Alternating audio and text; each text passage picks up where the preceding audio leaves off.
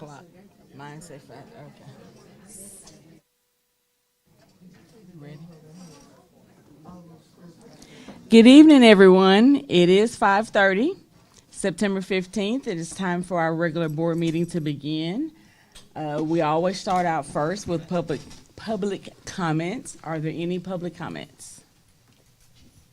There being none, I'll call this meeting to order.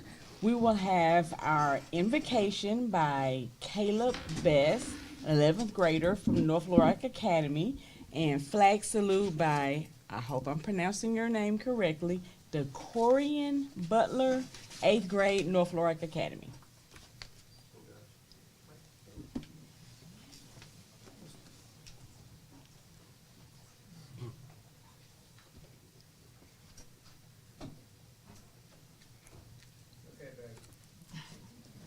It's okay. Good. You got it.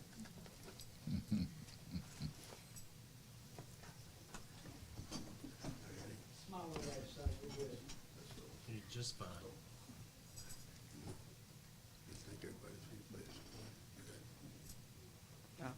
I pledge allegiance to the flag of the United States of America and to the republic which stands one nation under God, indivisible, with liberty and justice for all. Good job.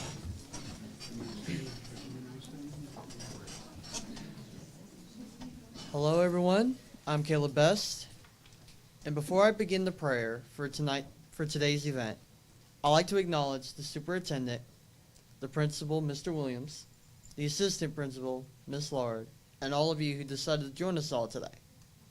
Now then, I'd like to begin the prayer. Most merciful and heavenly Father, we all gather as one to celebrate this amazing event. We thank you for our superintendent and the leaders of our school district. We pray as they make decisions that is best for the students of the school district. We pray for divine guidance, and we thank you for this privilege to be able to call upon your name. Thank you, God. In Jesus' name, amen. Amen. Good job. Caleb and Dorian, are your parents here with you? If you would stand. Thank you. Good job. Good job.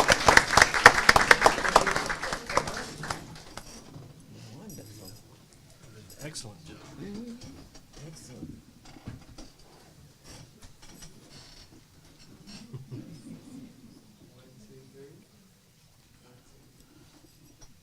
Thank you. All right. Ms. McLean, if you would read our vision and mission statement, please. Okay.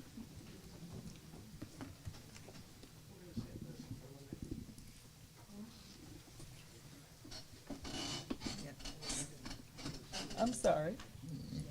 How about I get the vision? World-class schools for world-class students. Want me to get the mission too? Okay.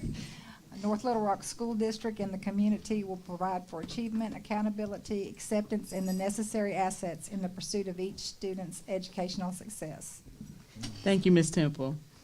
Roll call of members, Ms. Colquitt. Dr. Redis. Here. Mrs. Williams. Here. Ms. Person West. Present. Mrs. Temple. Here. Mrs. Wonka. Here. Mrs. McLean. Here. Mr. Steele. Here. All righty, we're down to number 6.1, school presentation. Mr. Collins?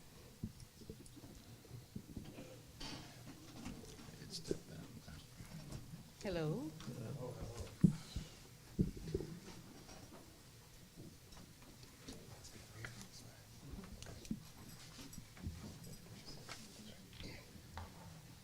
Good evening, Dr. Paluski, board members, and also everyone in attendance. What we wanted to do tonight is highlight what 7th Street has got going on. We want to start with our vision, which was building a positive future, building a future for everyone. So in order to do that, we must build a positive learning community. So we started with back to school haircuts. This gave our students such confidence coming in on the first day, and first day is everything to teachers and our students. So that's how we began this year.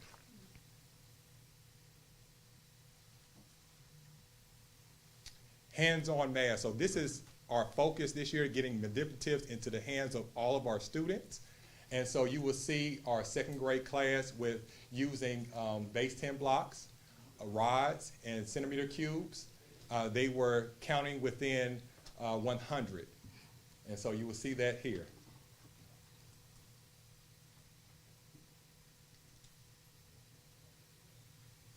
So now I will have a presentation with our third grade class, Ms. Brazil, with our array city multiplication strategy. Y'all don't be Come on. shy now. That's like that at school.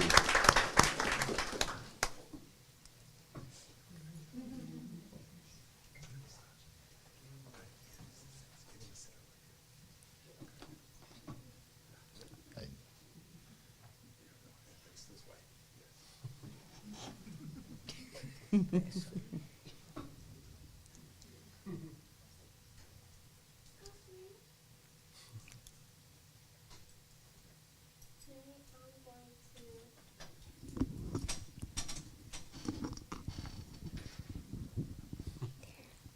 Today I'm going to show you how to use array strategy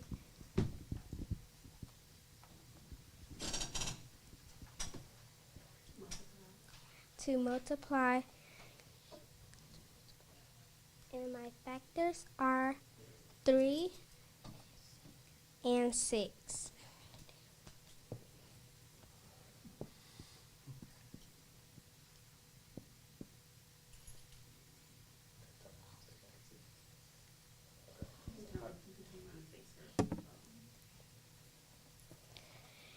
Six means how many I have in each row.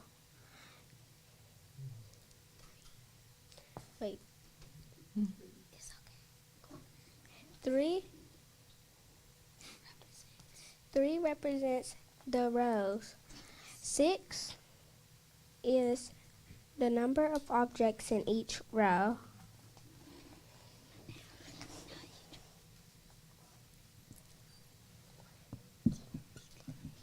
One, 2, 3, 4, 5, 6. 1, 2, 3, 4, 5, 6. 1, 2, 3, 4, 5, 6. I'm gonna show you 2 ways how to get my answer. By counting 1, 2, 3, 4, 5, 6, 7, 8, 9, 10, 11, 12, 13, 14, 15, 16, 17, 18.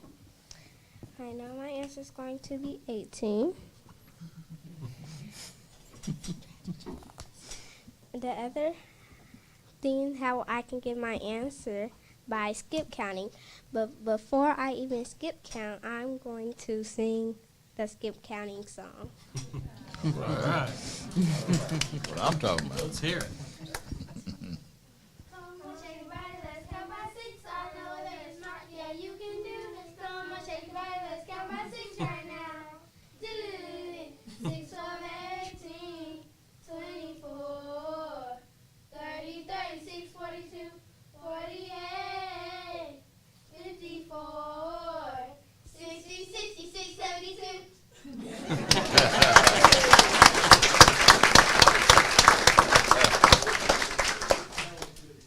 Thank you. Good job, ladies. Good job.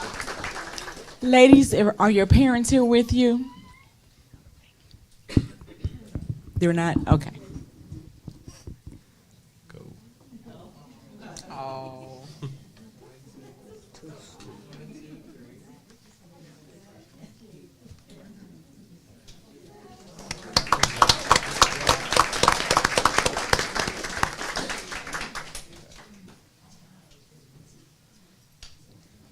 So another part of building a better future is working together collaboratively on our POC. So data drives our instruction in whatever we do.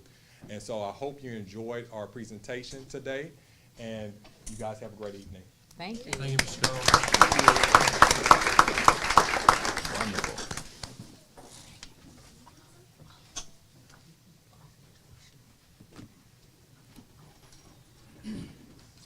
The next thing on there was a board special presentation. We, as board members, we had the opportunity at the beginning of the school year to go to all of the PDs with our superintendent. Dr. Beluski, if you could come down here for a second. What's We going had on the there? opportunity to listen to every presentation. In that presentation, he talked about hot spots and hot buttons. I'm sorry, hot buttons. Like Superintendent's hot buttons. Sorry. We don't want those. We got those too. But he went over the hot buttons that the superintendent has, and every boss, everybody would love if they knew what the hot buttons were for your supervisor, because you wouldn't do them. Okay. Well, he went over all of his hot buttons, not following the chain of command, not making decisions, not being transparent, not knowing your job, not doing your job, not keeping your job. Okay, I'm not a teacher, so how do you flick to the next screen? There we go. So, of course, what do you not want to do? What makes them happy? That's when you're keeping the superintendent and your supervisor informed, you're making decisions, creating personal agenda. You're not creating personal agendas, and you're not doing the right thing. But he told us this story about there's always somebody that wants to test the boundaries. Can you tell us a little bit about that story? Oh, no, you know this story. You know the story. Someone came into the office That and you tested had the to boundary, be referee. and you had to act as a what? I was a referee between, There you go. between two employees. All that right. Couldn't get along. Because of that, me and Ms. Wonka, we decided that now you are official. It has your name on it. You are now officially a referee.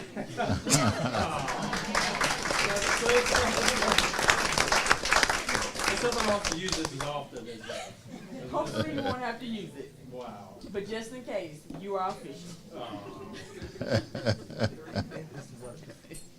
Here, let me have And with a whistle.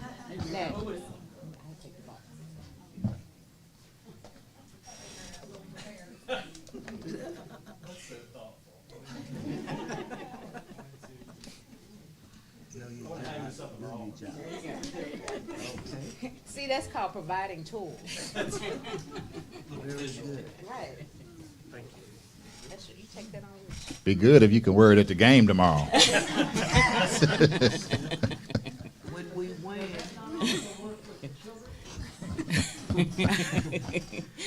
We are down to 6.3 special recognitions. Mr. Burns.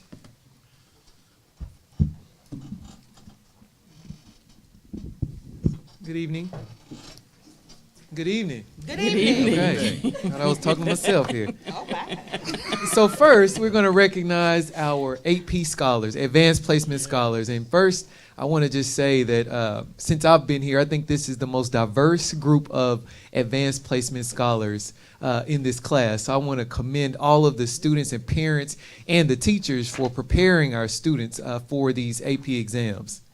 So following the 2022 Spring Advanced Placement Exams, 44 students from North Little Rock High School and the Center of Excellence have been identified as an AP scholar.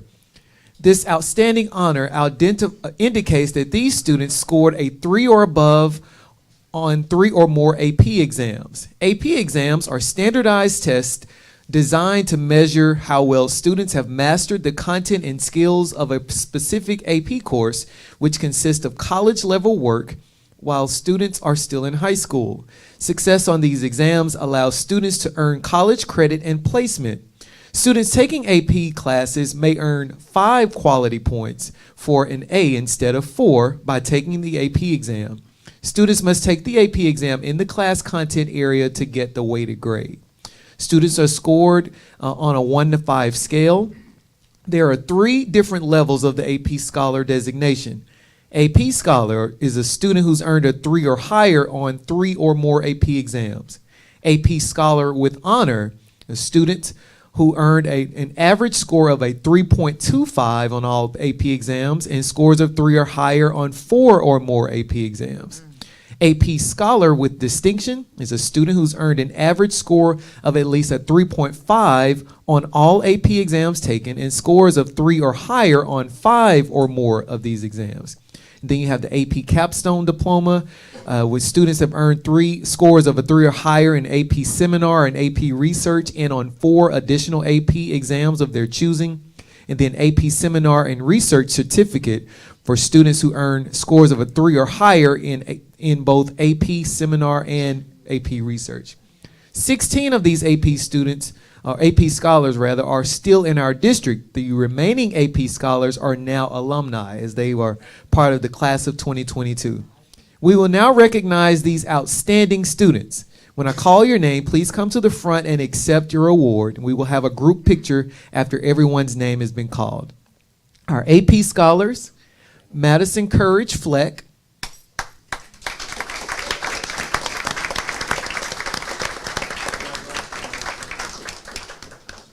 Mackenzie Dunbar,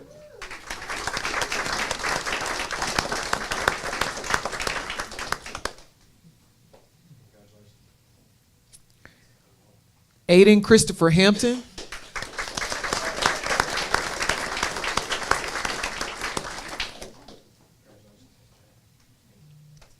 Sella Havens,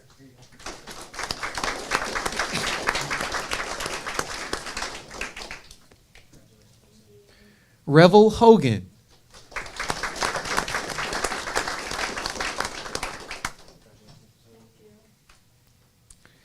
Sang Nguyen,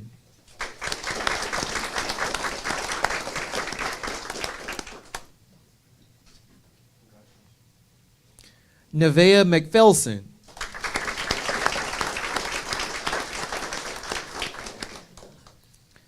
Evelyn Moran,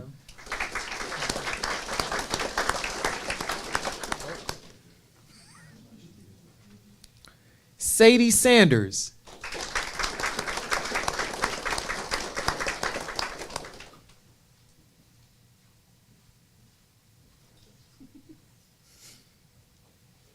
and Benjamin Noah Stahl.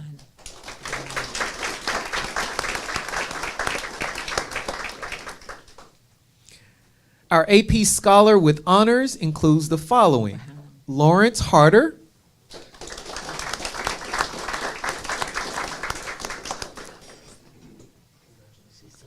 Joanna Huff,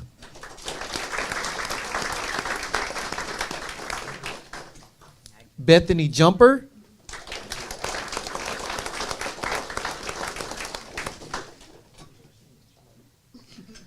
Tong Mai,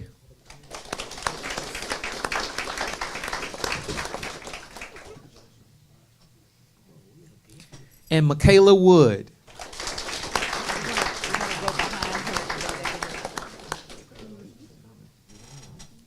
And our AP Scholar with Distinction, Hannah Harshaw.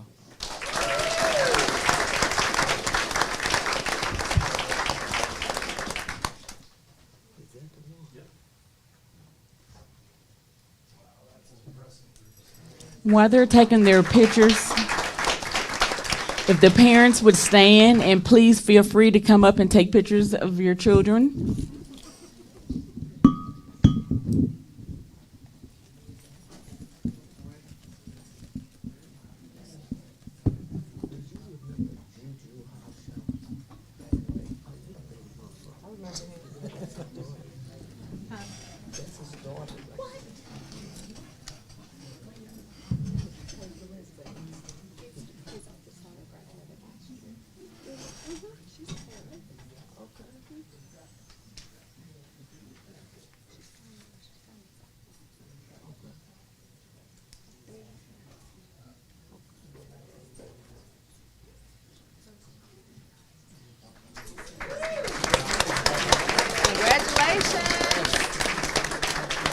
Thank you, guys.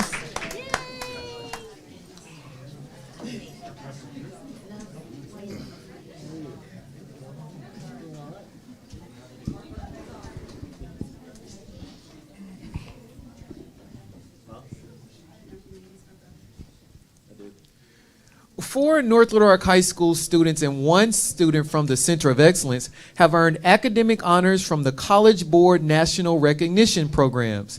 These national recognition programs grant underrepresented students with academic honors that can be included on college and scholarship applications and connect students with universities across the country, helping them meaningfully connect to colleges and stand out during the admissions process. Colleges and scholarship programs identify students awarded National African American, Hispanic, Indigenous, and rural or small town recognition through College Board's Student Search Service. Students who may be eligible have a GPA of 3.5 or higher and have excelled on the PSAT or PSAT 10 or earned a score of 3 or higher on 2 or more AP exams and are African American or Black, Hispanic American or Latino, Indigenous, and or attend school in a rural area or small town. Eligible students will be invited to apply during their sophomore or junior year and will be awarded at the beginning of the next school year. Students will receive their awards in time to include them on their college and scholarship applications. This month, the College Board awarded 62,000 students from across the country with academic honors from the College Board National Recognition Programs for excelling in classrooms and on College Board assessments. Awarded more than 180,000 students from all 50 states were eligible to apply for the College Board National Recognition Programs. We will now recognize these students. When I call your name, please come to the front and accept your award, and we will have a group picture after everyone's name has been called. Our awardees in the North Little Rock School District are the following: Mackenzie Dunbar.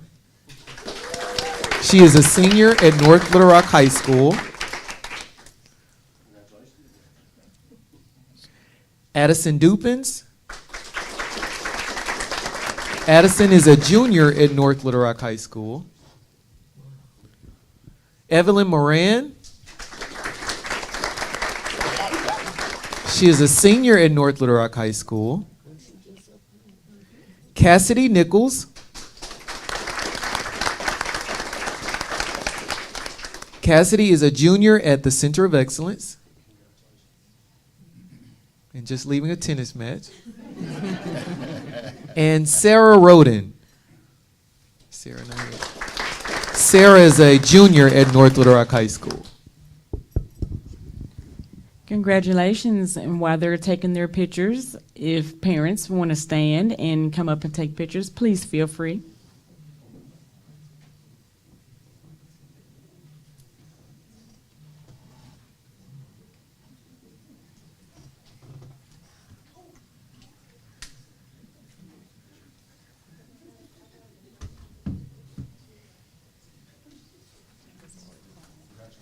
Congratulations.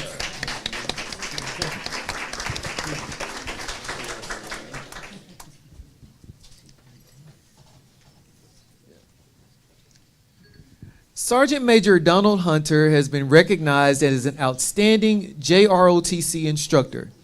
Senior Army Instructor Lieutenant Colonel David Shelby nominated Sergeant Major Hunter to receive this recognition. Sergeant Major Hunter joined the district in August 2020. Lieutenant Colonel Shelby submitted this letter to the JROTC, and I'll share just a few lines of that letter. It reads, Sergeant Major Hunter's actions were noted by students and exemplified the Army values of duty, selfless service, honor, and integrity. His actions inspired and instilled leadership in his students, as well as all who came into contact with him.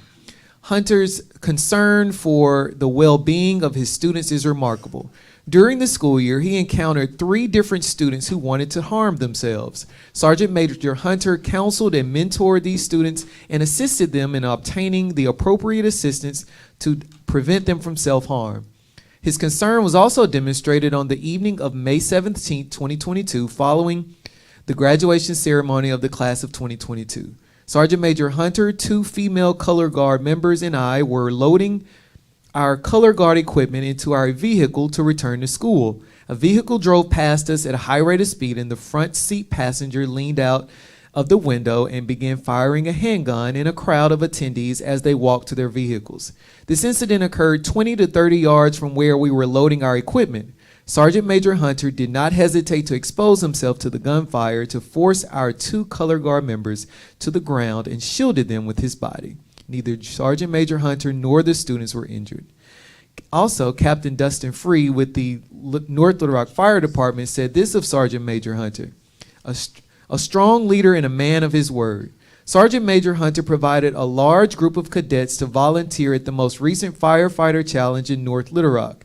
His leadership was shown through the outstanding display of his cadets. It was quoted by the staff of the firefighter challenge: "This was the best presentation of colors this year." Thank you, Sergeant Major Hunter, for your outstanding dedication to the students of the North Little Rock School District, the city of North Little Rock, and our community.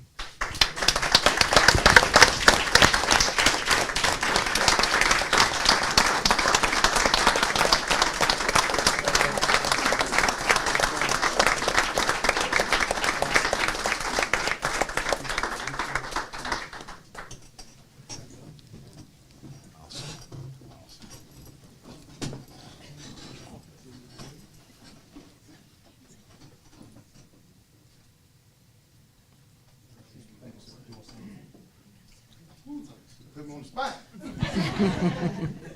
Well, I was about to ask if your parents were here. She's gonna ask if your parents were here. Would you like to say anything? No, I'm good. Okay. I appreciate everybody for this award. It means a lot to me. It really does. And without that's my backbone right there, Miss Faulkner. Miss Faulkner. I have to say something about her because when she interviewed me, she told me make sure I come and take care of these kids. And that's what my goal was, to come and take care of those kids because she has an ROTC background. She knows what right looks like. Also, those 2 young ladies back there in that back with those phones. That's my last year's battalion commander and my this year's battalion commander. And when I told the 2 young ladies I would not be here because she saved me a minute days from walking out last year when I had all these kids by myself. Trust me, dealing with 188 kids is not easy. But, I mean, that's 108 personality plus my 10 personality. And without Colonel Shelby, I'm glad he's aboard to help me get some of this pressure on me. Maybe my hair can grow now. But once again, I appreciate this, guys. I really do. Thanks a lot.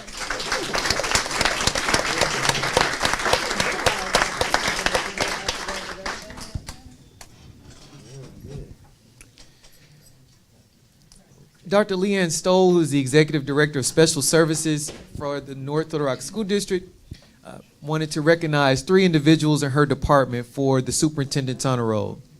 She writes the following: I would like to nominate Patricia Stiles, Special Services Records Secretary, Angela Zakreski, Medicaid and eSchool Secretary, and Don Lee Bryant, Due Process Specialist for the Superintendent's Honor Roll. The Special Services Department has been working tirelessly this summer to have all of our records digital for the start of the 22-23 school year. These 3 ladies have gone above and beyond scanning records, uploading and splitting documents to our new program, Yellow Folder, and then refiling the scanned paperwork. In addition, they have come up with all of the processes needed for the digital filing system for the 22-23 school year. When I say above and beyond, I mean coming in early, working late, working when they were off contract. They have done absolutely anything needed to get this program up and running when school starts. In addition to special education records, they are scanning 504 and dyslexia files as well.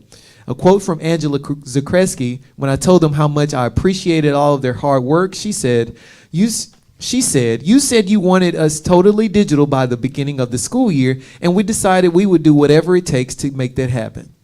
I also have very big dreams and visions for our department, and then my very dedicated people take them and run with them. These 3 amazing ladies have needed no supervision, worked diligently with the end goal in mind and have worked through all of the process so that others would have a very easy time when they return to work in August. I am so very proud to recommend these 3 dedicated employees for this honor. They are a shining example of why we call Special Services the Dream Team. They do whatever is needed to make the team not only survive but thrive, and they never complain. Our department would not be the same without these 3, and I appreciate them so much. They are truly deserving of the Superintendent's Honor Roll.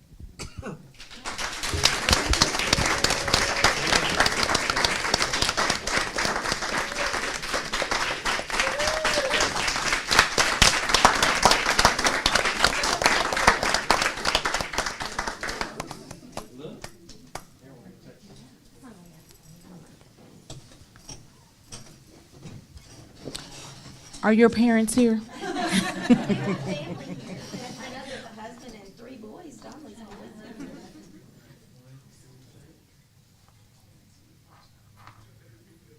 Your parents, I did. That's what I said.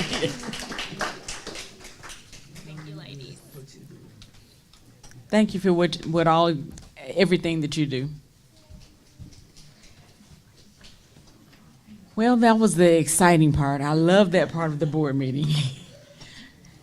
We're down to number 7, executive closed session. Please join me in executive closed session to discuss employment, appointment, promotion, or resignation of an employee.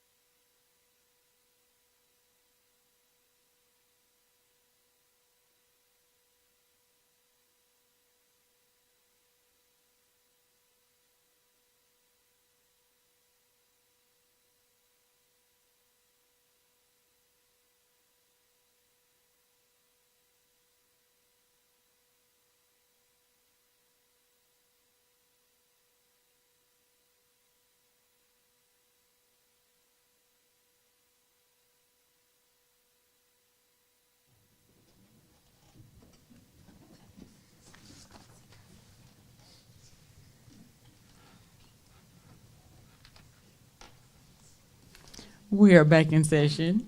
We're down to number 8.1, board member involvement. I just want to thank you, Dr. Plusky, for the trip yesterday. I visited my school. I went to Boone Park. I got to see the security and how Applegate and all Applegate. What do you call it? Open Gate. Like, what is Applegate? Okay. There we go.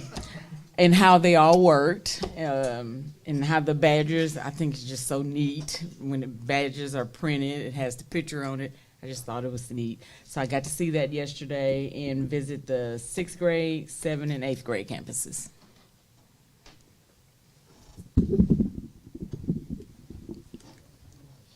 That's it. Okay. All right, 8.2. I'll go quickly. On August 19th, I had the opportunity to meet with Colonel Scott Stanger of the Army National Guard about the Youth Challenge program that's right here at Camp Robinson.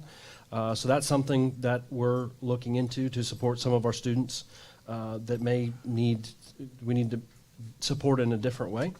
August 22nd was our first week of school, and I'm so proud that we're off to the right start. I want to recognize Mr. Tracy Steele, Miss Temple, and Miss Williams, who got up with us 5:30 with our executive team on the first day of school and rode buses with us throughout. So I do appreciate you getting up with us and supporting us on the God bless you. in the first day of school. May the Lord bless you real good. On August 30th, members of my staff and I had an opportunity to meet with the Little Rock Chamber. Marcus Jewett, he's the new individual executive director that's over the Ford NGL program.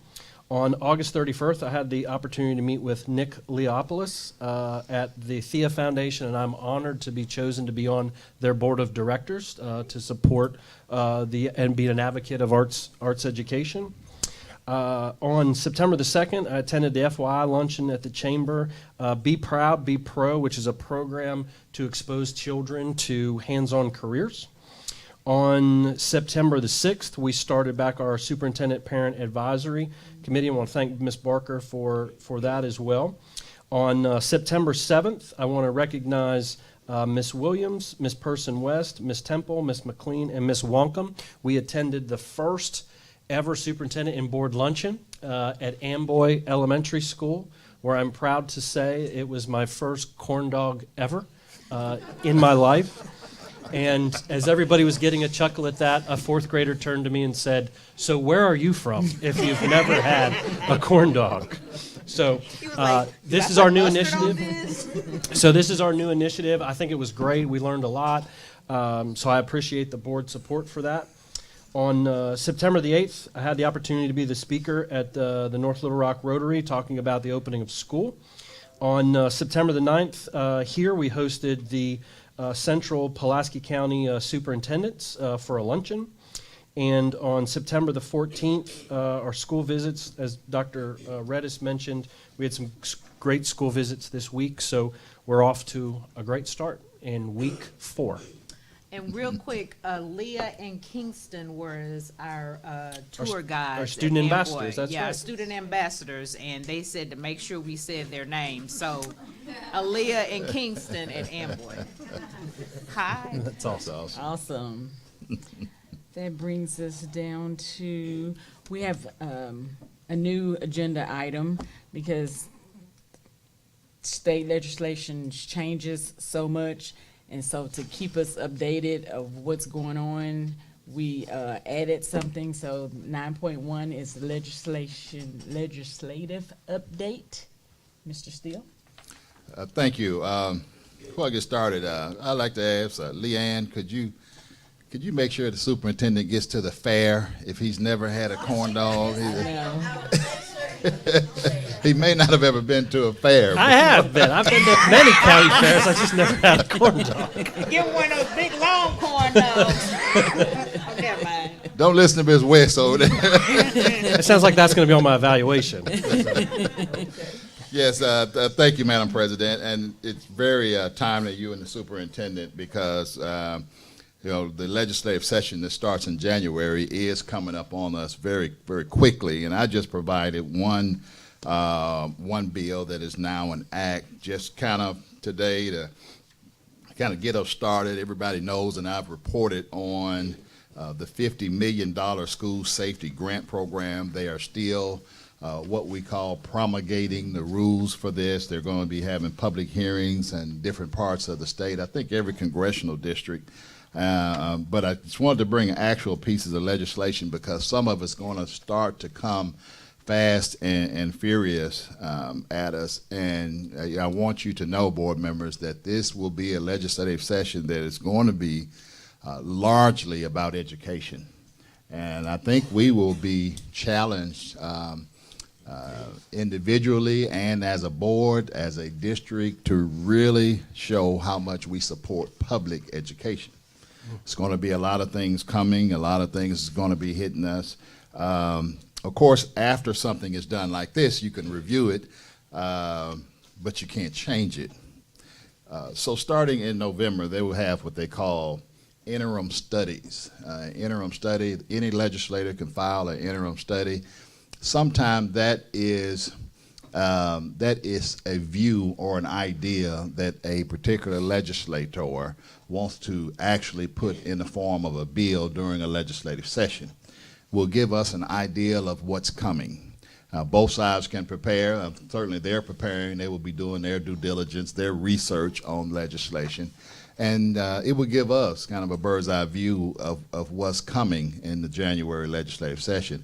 That's going to start the 1st of November, so I'll be sending some of those to you as they come. We won't go over all of them, but the ones that directly pertain to us, I will be definitely sharing those and reporting quickly on those. And so I just brought a bill, and some of you have seen bills before, but I just want to point out just a few things on this piece of legislation. One is the numbers on the side.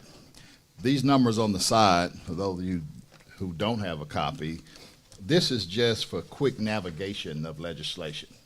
So if you have an issue with something, sometimes you have an issue with a word. A big issue often in legislative sessions is a shall or a may. And so you can say, well, I have an issue with page 2, line 23, and can go right to it. Up top where you see the legislators, the first name on the bill is the sponsor. So this bill was sponsored by Senator Missy Irvin, and then the others are co-sponsors. Certainly co-sponsors will also be pretty knowledgeable about the bill, but nobody will be as knowledgeable as the author of the bill, which is the first name. So the bill started in the Senate, and then on page 1, line 7, you go there, and that's the House of Representatives and Mr. Cozart. Mr. Cozart, I talked with him on yesterday, and he's even willing to come over to one of our school board meetings. He's the chair of education for the House Legislative Committee. He's from Hot Springs. He served for 10 years on the Hot Springs School Board. So he's very passionate about education. So he's the lead sponsor in the House on this particular piece of legislation, and you'll see his name a lot. If you go to page 2 and you start with line 7, you'll see from there and throughout the page that all of that information is underlined. You go into the next page, page 3, and all of that is underlined. The reason it's underlined is because it's new language. So simply that. If you see something that's not underlined, that's just language that's already in our educational system. Does not really pertain to anything but a further explanation of the legislation. So you really want to pay your close attention to anything that is underlined. This bill is a little different because it was in what they call extraordinary special session, and it has actually a budget content to it. And that's pretty unusual for legislation. Usually you pass an enabling legislation to develop or approve a program, then there's another bill that deals with the budget. But because this was in a special session where you only have a few bills, then they decided to put the actual money in the bill. So you start the program and then add the resources in it as well and get both approved or defeated at the same time, whatever the case may be. Usually in special sessions, you're only dealing with a few bills. A regular session, you could be dealing with anywhere from 3,000 to 4,000 bills. And so you'll have a lot of bills, and that's why I say we'll just start sending those bills over to you, and we'll decide kind of what needs to be discussed before the board. Thank you. Thank you for your report. Good update. Number 10 is the CPPC, LPPC here.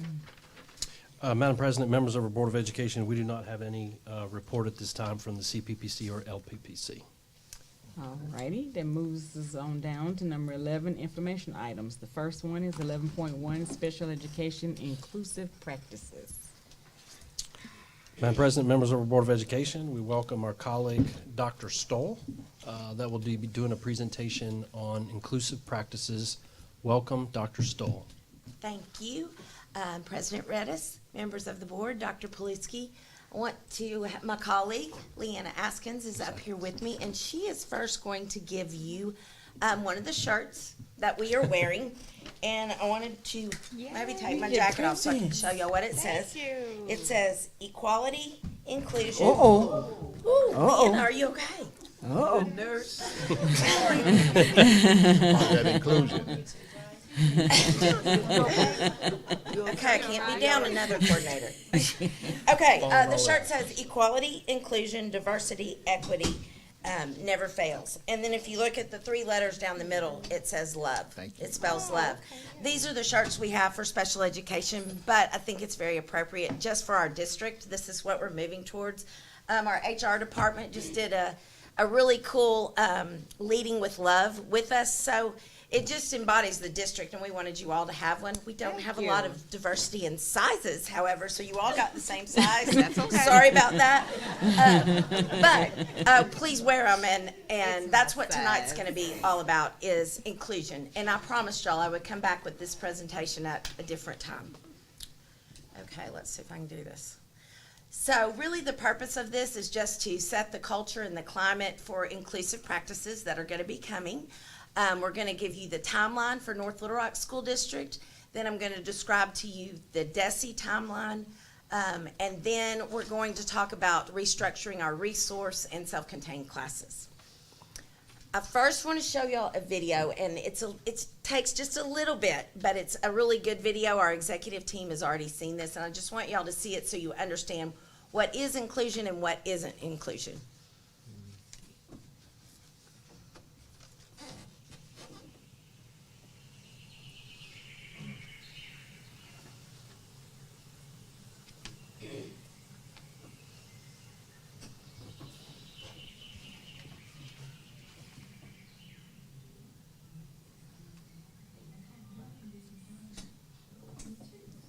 I don't understand why I'm at the back of the class. I wish I was like everyone else. I want to do what they're doing. But here I am, doing the same old number activity, watching as my classmates learn something else. Don't they know that they're setting me up to fail? Don't they know they hold my future in their hands? I want to work in my class, learn what they are learning, and do the activities they do. But here I am, stuck at the back, limited by low expectations. Having a one-on-one teacher aide just teaches me to rely on them and means I get less attention from the teacher. I'm not included in the classroom. I am in the same room but segregated from my peers, sat to the side or back, working on different things and missing out. I want to be free to learn with my peers, reach my full potential and be seen to be like everyone else. I need something to change.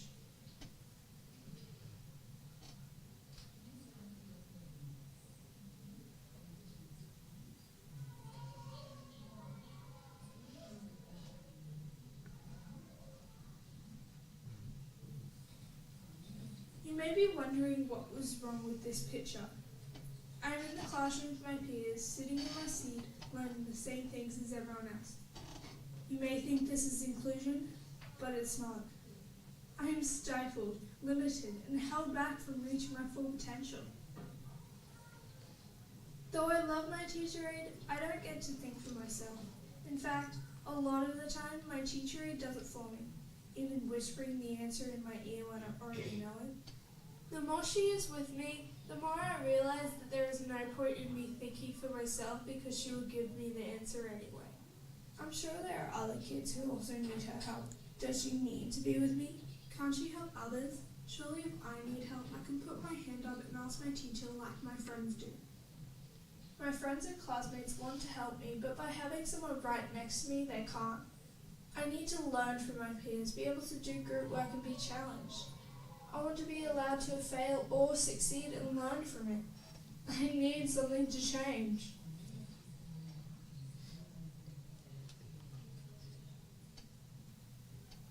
Can you find me in the crowd? Inclusion is more than just a word. It is a culture, a mindset, and an expectation that everyone can and will learn and succeed along their age-appropriate peers. I know it can be challenging to include me in the learning, as sometimes I might require extra resources and information. But giving me space to learn from my teacher and peers is the best way to challenge me and allow me to grow. I want to learn the same things as my classmates, and I want teachers to have the same expectations of me as my friends. My learning may need to be modified, but I still want the opportunity to show what I can do, not focus on what I can't. Treat me the same as any other student and watch me flourish. I will rise to the challenge of expectations you set for me. Are you ready to really include me?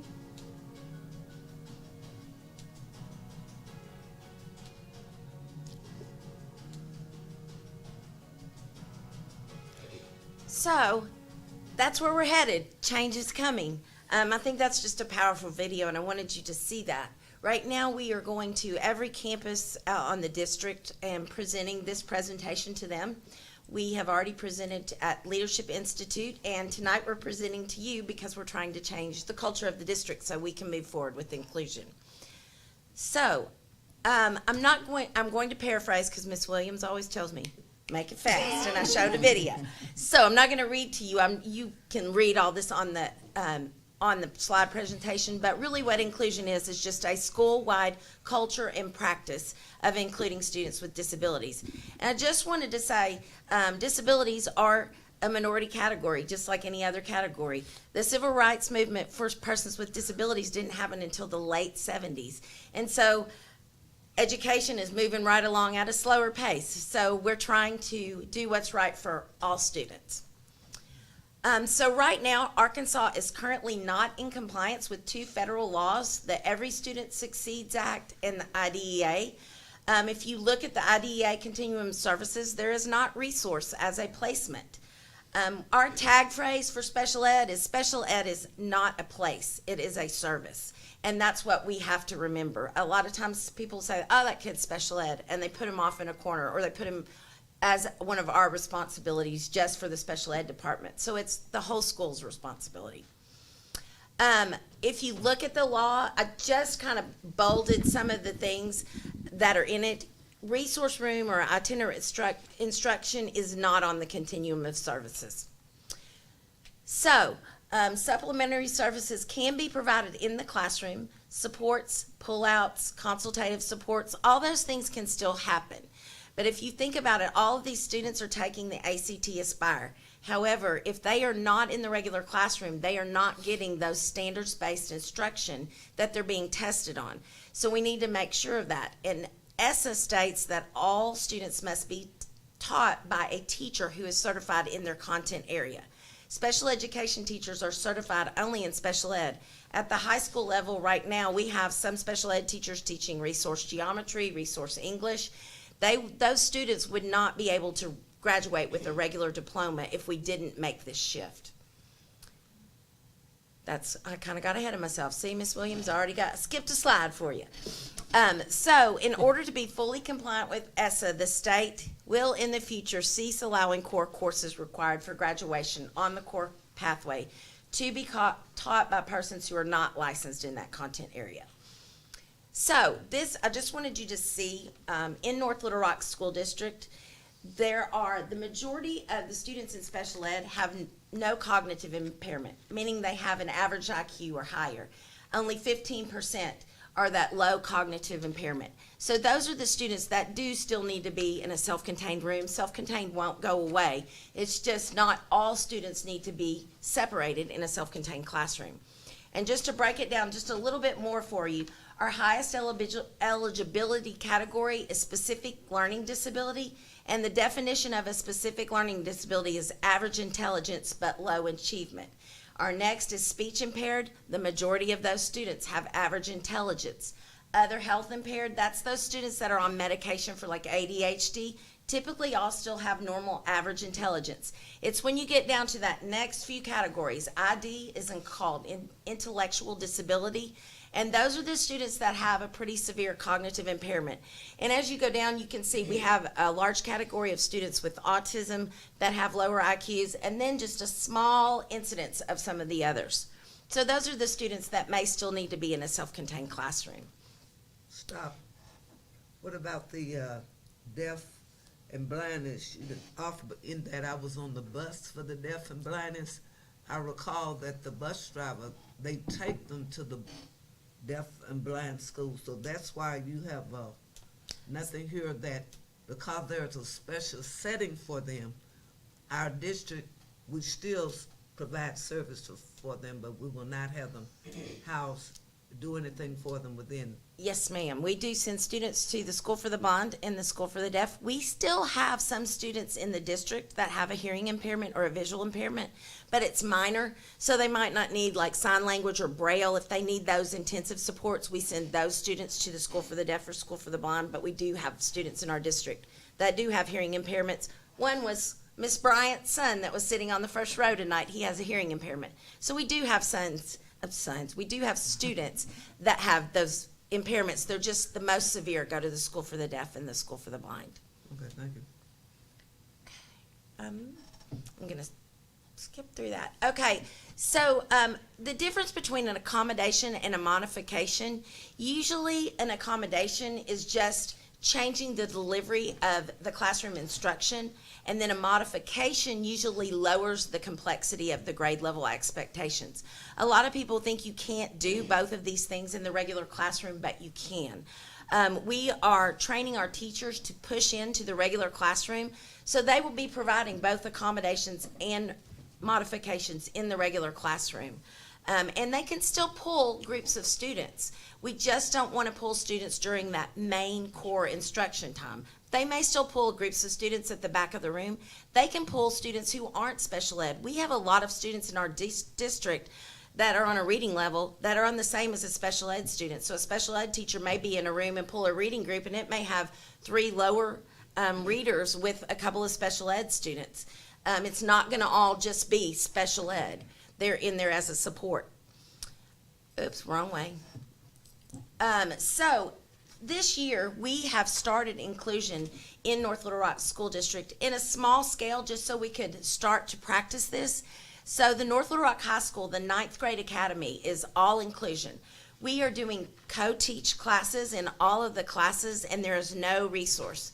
And the reason we decided to start with the 9th grade academy, we didn't want to start with the 11th and 12th graders who have had resource their whole high school career and then throw them into a different setting. So we're starting with 9th grade, so as we move up, we'll add 10th grade, 11th grade, 12th grade.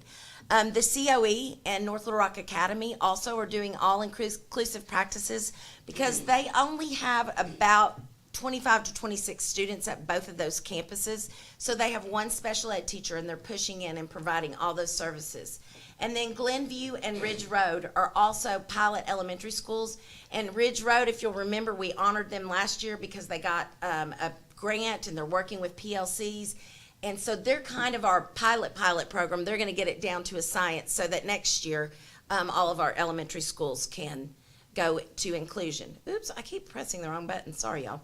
Other changes as we prepare for inclusion, the North Little Rock Middle School 6th through 8th grade will only offer services of resource and inclusion in the area of math and language arts.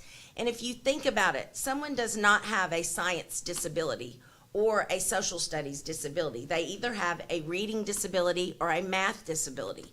Science is a lot of math.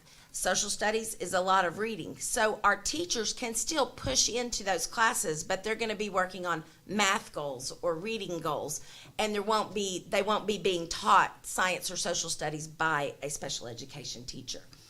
There's lots of different ways that we can do inclusion. At the high school, we're co-teaching. At the elementary, we're pushing in.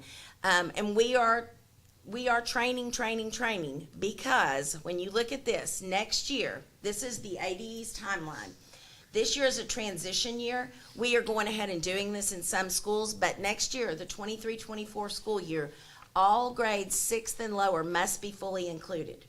This also means our students that are in self-contained that take the ACT Aspire, they're going to have to go into regular classes as well.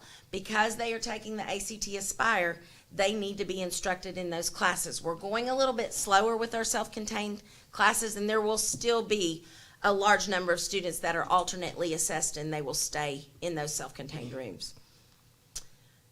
This is our timeline for North Little Rock, how we're working forwards. I told you what we were doing this year, inclusion at Ridge Road, Glenview, 9th Grade Academy, COE, and North Little Rock Academy.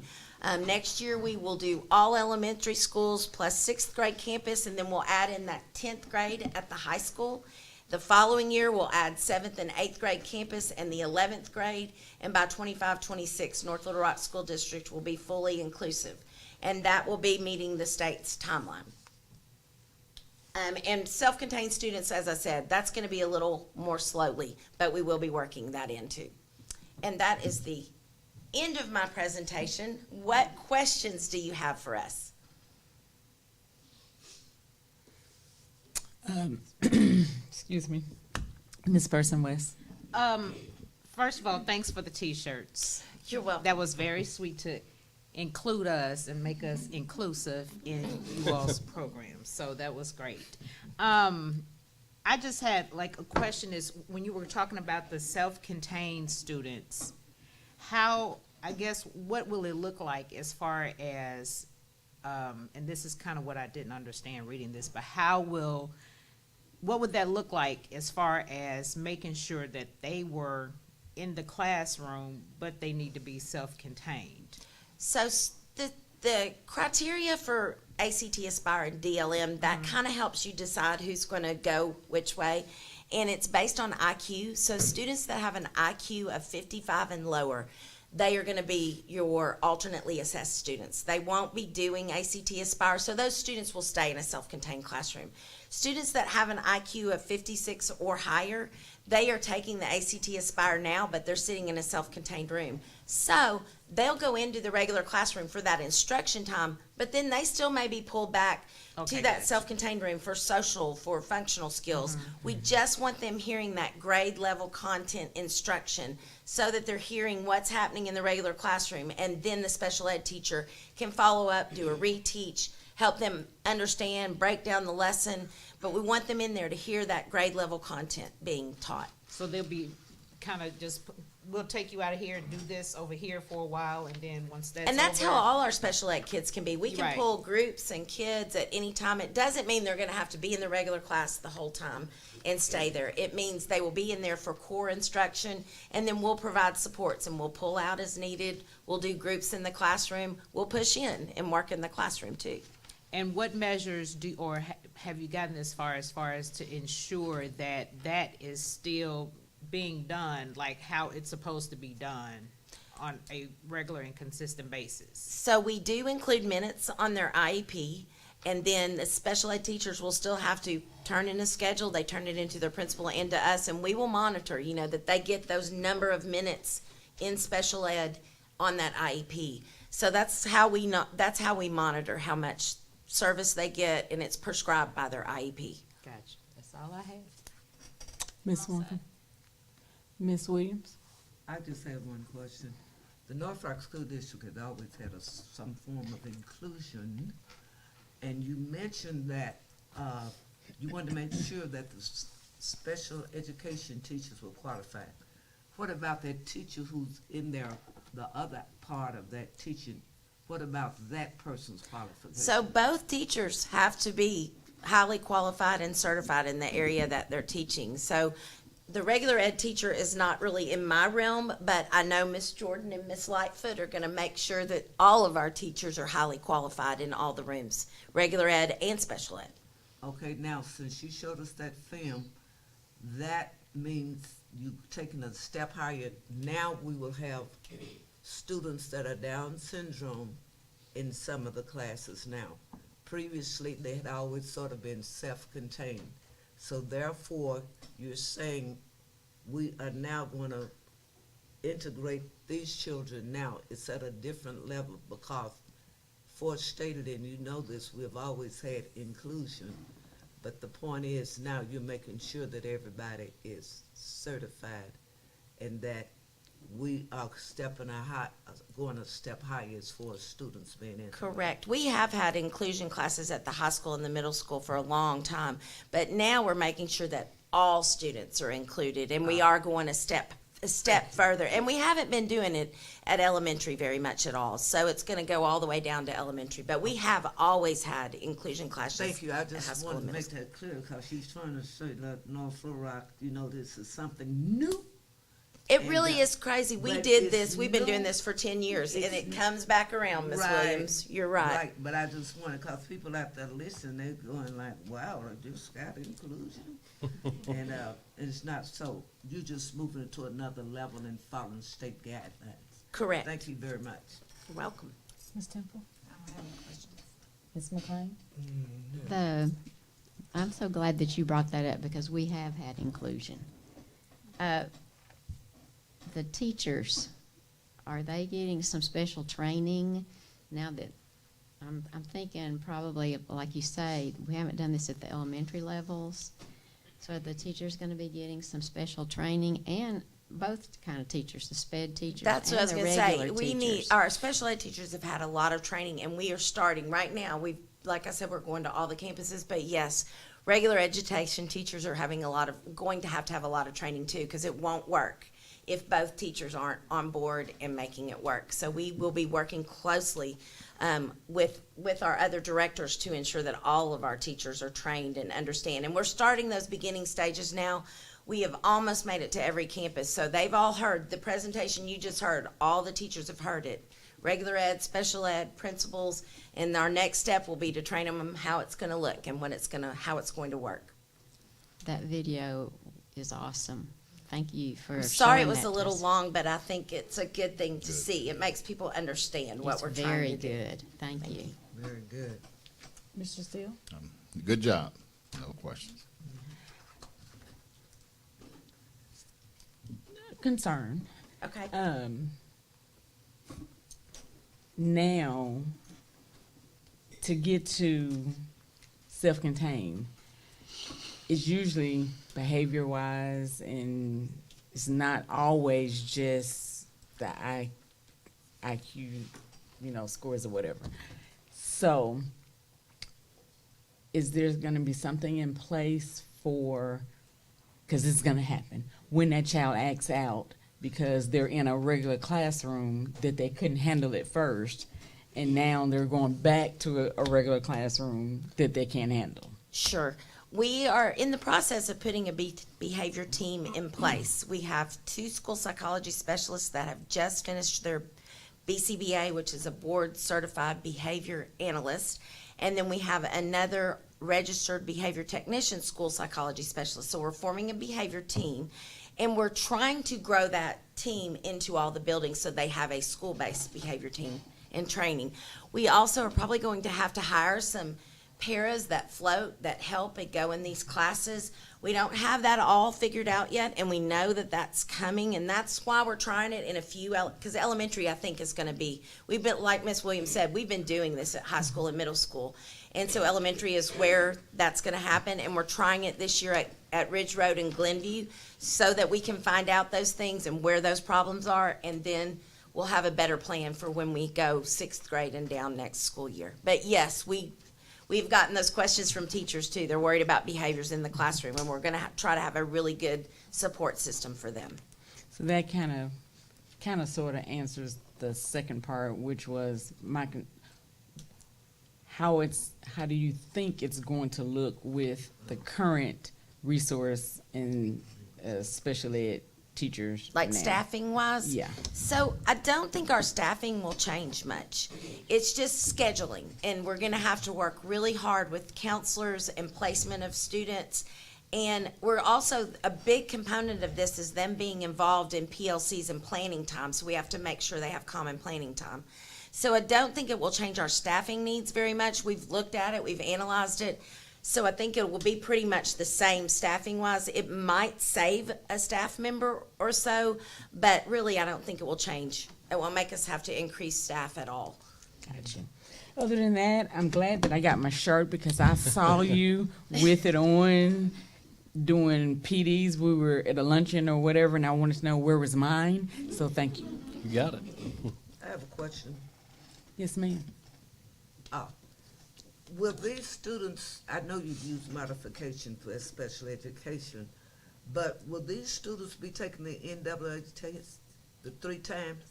Our students already currently take the NWEA all 3 times. I'm talking about special needs students. They do now. We already do that now. Okay. They will be taking it? Yes. All right. That's all I want to know. And when will we have the results from the first test? Ms. McNulty might could answer that when we'll have our first. They're coming Yeah. in now, according to them, and that's the We're data actually- presentation I did for y'all last year on our NWEA scores, and I'll do that again for you so you know our Okay, scores. then, I mean, it's very interesting. And then, when, we had students that did not pass that NAA, and that's, I have a problem, serious problem, because they didn't pass, because we were supposed to have qualified teachers in there to teaching them. So that's why I'm just reiterating and asking. You said qualifications, both of them in the classroom. And when you have 18 students that did not pass NAA and they had it 3 times, that's a problem. That is a problem. But I know you'll fix that. I'll try. I'll do my best on the special ed end. Thank you. And thank you. Very nice report, and thank you, assistant sitting there. Exactly. Thank you. Thank you. Thank you. Thank you, Dr. We're down to 11.2, Norfolk School District Literacy, non-negotiables, and support. So, Madam President and members of our Board of Education, we wanted to provide you with some mini professional development as it relates to our work around literacy and some work that has been led this summer as we've began to implement. So with that, I'll turn it over to Dr. White and our literacy dream team. Dr. White, I'll let you introduce everybody. All right. Good evening, Madam President, Dr. Paluski, members of the board. So, Dr. Sharisa White, Executive Director of Curriculum, Innovation, and Design, and I'm going to let my team introduce themselves. Good evening. I'm Pamela Chris. I'm the Early Childhood Coordinator. I am Carmen Langston, and I'm the Coordinator of Elementary Reading. Good evening. I'm Agnes Cruz, and I'm the Coordinator of Secondary Literacy. All right. So the purpose of this presentation is to discuss the non-negotiables for this school year. So non-negotiables, not meaning an edict, but really not leaving any room for multiple interpretations. So now we have written expectations that are clear and that are concise and that we can hold our teachers accountable to, as well as our leaders. So, core beliefs about literacy.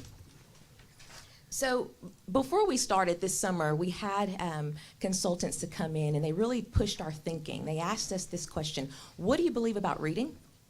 What do you believe about students learning to read? And then whatever you believe, how do you think teachers should teach students how to read? Think about that for a moment. You know, we all have different experiences. So there was a mixed bag of responses from there should be books in every student's hands every day. They should be reading every day. Students should have access, to effective teachers. There should be books in students' hands that they are interested in. But ultimately, take a look. We thought about that, we reflected, we discussed, we charted, then we came together and we agreed. And this is what we agreed upon. And I won't read it to you since you've had this presentation, but these are our core beliefs about literacy, which ultimately dictates what we do every day. So the science of reading, everything that we do is guided by the science of reading. And I'll just start with this theoretical model by Goff and Tunmer. And it simply has up here that reading comprehension is the product of decoding and language comprehension. In other words, understanding what you read. In order to do that, you have to be a fluent reader, and also you have to have a good understanding of oral language. So this model really depicts the same thing, what it takes for comprehending text. Bottom of the rope skills and top of the rope skills. And we have programs, resources, to support each of these sub-skills. For the bottom of the rope, we have Heggerty. We also have Just Words. We have Foundations. For the top of the rope, we have Wit and Wisdom. Now, I stuck this in here simply because as we move about through this presentation, you will not hear the coordinators mention about programs. They're going to talk about skills. And that's one of the things that, we really came together and talked about how there was some confusion about a resource versus curriculum. And so we're really trying to be strategic in helping teachers to understand what is a resource and how the resource that we use is not our curriculum. So Act 1268, that really outlines our expectations for our dyslexia requirements. And Ms. McCoy, Ms. Powell did bring to you a presentation a couple of months ago, but this is just saying that we are adhering to the law. We screen all K2 students for reading difficulties, and then we screen those students that are in 312 that present difficulties. And just want to mention, because we are going to talk about interventions at the secondary level, and I didn't put academic reading in there simply because academic reading falls here under the dyslexia interventions for 9-12, grades 9-12. So we're going to start with a look at our instructional blocks, and we're going to break it into chunks. We're going to start with pre-K, then we're going to go into K2, then 3-5, and then 6-12. And we're going to start with Ms. Chris, pre-K. Thank you. The pre-K block consists of 200 minutes, and I'm just going to go over the blocks. The first, what's in the block, the morning meeting, that's how they start their day, and that's 25 minutes. And in the morning meeting, it is connected to a skill that the teacher is teaching. So the students could, do calendar math, but that's that oral language development. It is so important in pre-K. So, and with the morning meeting, they could do literacy, math, or it could be a combination of the two that they're doing. And it's 25 minutes, and that is just, they go over the lesson plans, they could go over schedules, and just a morning song, but they're really developing those oral language skills for the students. The bulk of their day is spent in zones, and what you may know them as centers. And in zones, that's where they're learning, students are learning through hands-on experiences. I want to leave out the word play because so often that's what is connected with pre-K, that play piece of it. But zones is where they're really learning with that hands-on experience. Oral language is still being developed in the centers or the zones. Teachers are walking around, assessing students also in the zones, and they're developing their social skills. That is still so important in pre-K. And a lot of that is still teacher observation with that piece there.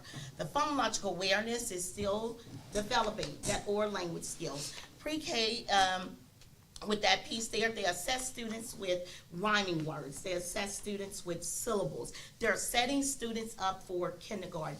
That's that alignment piece that we're going to need, that really, is that connection, that progression piece, that vertical alignment piece that we need from pre-K to kindergarten. So then we get into that shared writing piece of it, and that shared writing is where the teacher is really modeling reading. She's modeling writing, and the students are able to kind of almost mimic what the teacher is doing. They'll take the book and help the teacher read or help the teacher write with that piece there. And that's 20 minutes. And even the pre-K teachers with assessment with phonological awareness, they have something what's called a lunch pad that they use to progress monitor. So they're collecting data also. So pre-K is just not about play anymore. It's actually, they're moving more into also looking at data with work sampling. And I'm going to go into the literacy block for K2, which consists of 160 minutes. Phonological awareness is still really big. And if you remember that model that Dr. White just showed you all, the bottom half of the rope consists of that word recognition skills. Those are those skills we want students to be able to master. We want, at the bottom half, you see that it said that strategically we want it to be tight. So, and with those pieces, that's where the phonological awareness and the phonics come in. And with the phonological awareness is done without print, that is when we're really focusing on syllable awareness, phonemic awareness, manipulation. Can they just hear the sounds in words and be able to manipulate words with that piece there? That is so important, and it's a big predictor of students actually later reading. And then the phonics block, we have, it consists of 30 minutes, and that's when the students, or with the letter sound, the word building, it's in our terms that we know it, is that reading and actually spelling piece of it. Again, those two tie in together where we really want students to become solid in those particular skills there. Reading decodable books, that the teacher's actually teaching the skill with that piece. And the assessment that goes along with that is they have a unit assessment at the end of each unit where the teacher, administered the assessment and go back to see what are the students, did they get it? What skills do they still lack? How many gap, what's the gap in the students, what they are needing. And then we go into that reading comprehension. We don't want to leave that out. We really focus on K2, the bottom half of the rope, but then that top half of the rope with the reading comprehension, the grammar, the vocabulary, the fluency, the writing. The big piece in that is really looking at that background knowledge. Our kids come with limited background knowledge, and the background knowledge can really come with in this block here, because teachers are doing read aloud with mentor text. You will see oral language is still important in that piece there. Vocabulary, vocabulary is being pulled out of those mentor texts and is connected in what they're actually reading. And that writing, we don't want to separate writing from reading. Those two need to go together. So then we have our small group instruction. The teachers are really excited about that piece because now they have 60 minutes. They have 60 minutes to pull students in. It's data driven. It's not that I'm just pulling students. It's actually data driven. So I'm looking at the data. Teachers are looking at the data, and they're grouping students according to their specific needs with that piece there. So that's the block for pre-K to K2. Can we ask a question? Sure, unless you want to have the whole thing, or as you go, sure. I'm so excited to hear what you're talking about. And so since you've been in school 3 weeks, just tell me, how has it gone? Yes, ma'am. We have been in schools. We hit the ground running with that piece. We're in the classroom, observing in the classrooms, assisting teachers. They are ready to get started with the data. The data is coming in now from our beginning of the year screeners. The data is coming in from NWA. So again, here's that word that we're going to throw out, being intentional in how we're looking at data and how we actually group students according to their specific needs. Have you had any problems? No, ma'am. If I do, I'm going to come to you. Okay. Well, when a change, people got to know a change got to come. Yes, ma'am. And sometimes there are issues.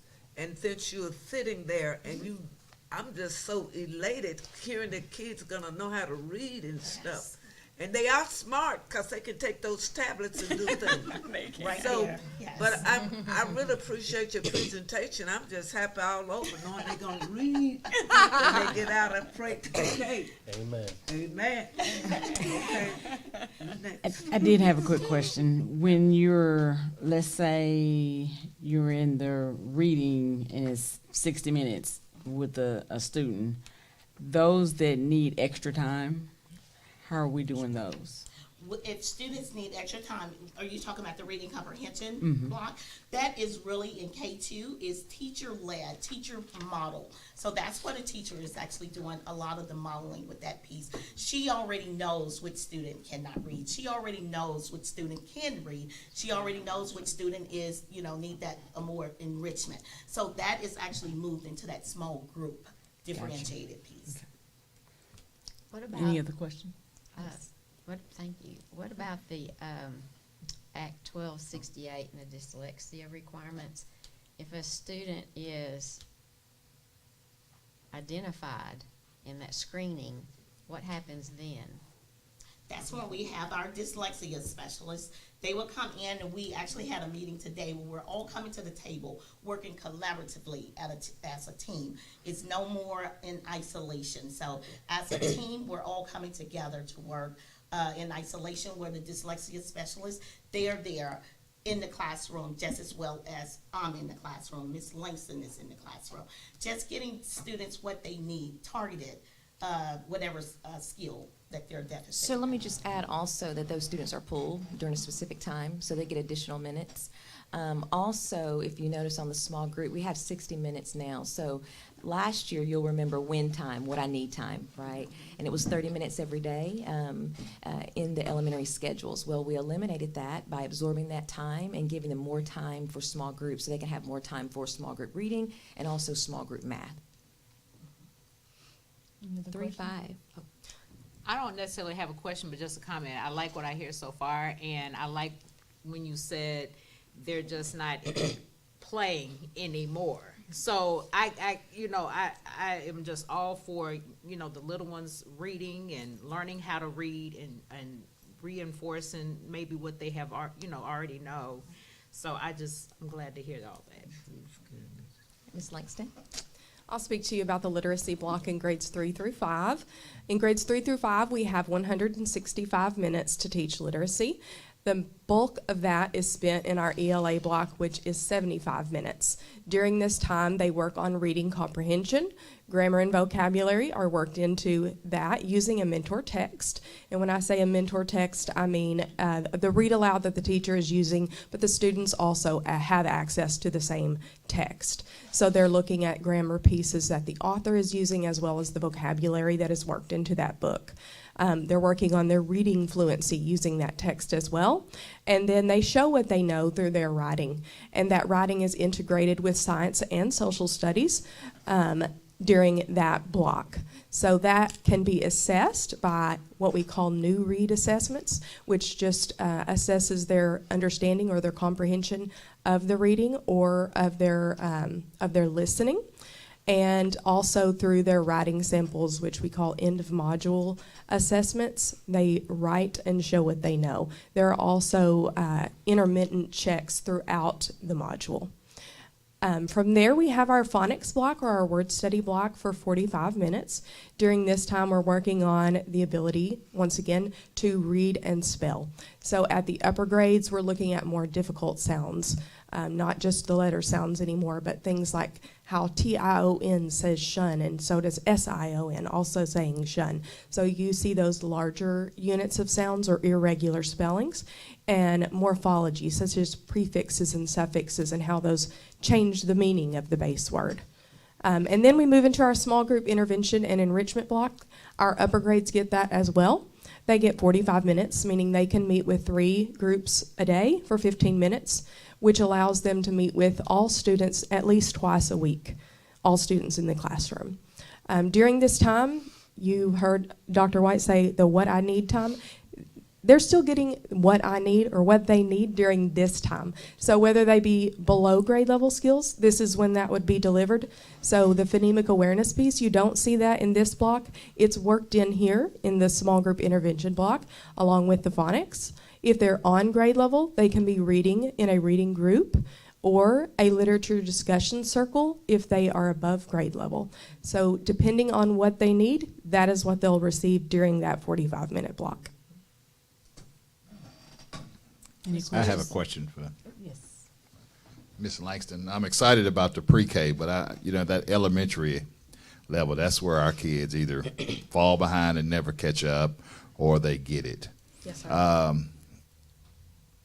I want to know where we are as far as the fundamentals of teaching.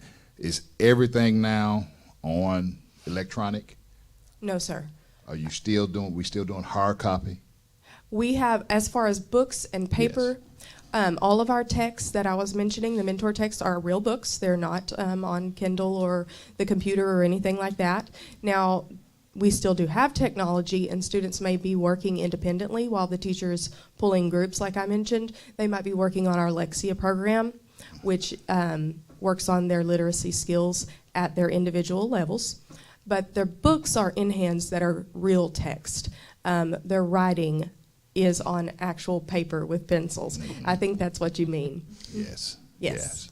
So we are incorporating that more and more and encouraging teachers to make that shift. I know that that was a big push because of Forgive COVID. me, I'm not and advocating that. I Yes. just kind of want to know where we are. I mean, Right, I know we're everything is trying to moving shift toward back electronic. towards that. We're trying to shift more back to the basics. What's the best as far as learning and retention? As far as learning and retention, research does show that when you put pencil to paper, That's you what will I've learn heard. better. Okay. Yes. Okay. And I'm so glad you mentioned writing. Yes. And that's critically important. Dr. White, are we want to make sure that all of our kids, do we teach cursive writing anymore? Are we teaching cursive writing? Yes, so typically it's taught in 3rd grade, but we do teach it, absolutely. Okay. Because we have some kids graduating high school who cannot sign their name in cursive. You know, so, I mean, I think that's something. They may not need it as much as they used to. We used to need it, but at some point you're going to have to sign your name, and you're going to have to take out an old number 2 pencil and write something down. Thank you.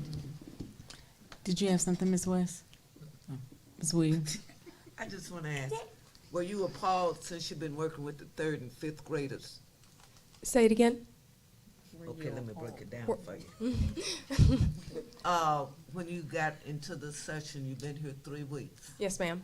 Were you surprised at the number of students in the 3rd and 5th grade that could not read? Did we have an overwhelming number that could read? So what line are you at? I will say that I came from the Little Rock School District, so as I began to look at the North Little Rock School District data, it was very similar, and we have very similar populations, so I was not surprised by it. I'm obviously not happy with the data, and that's why we're here. We're here to move the students and to get them reading on grade level. So yes, I'm not happy with the data, however, I was not surprised by it. And you're going to work for it. That's very Yes, good. ma'am. Smart.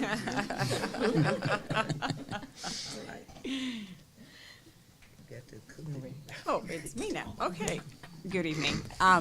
So I get the end of this assembly line, as I call it. I have the literacy block 6 through 12. This is the middle school. 6th graders get 48 minutes. 7th and 8th grade is 53 minutes. So theirs is a little more synthesized, so we got a lot more work to do in a shorter amount of time. So the components of this block is comprehension and integrated writing. Integrated is your key word there.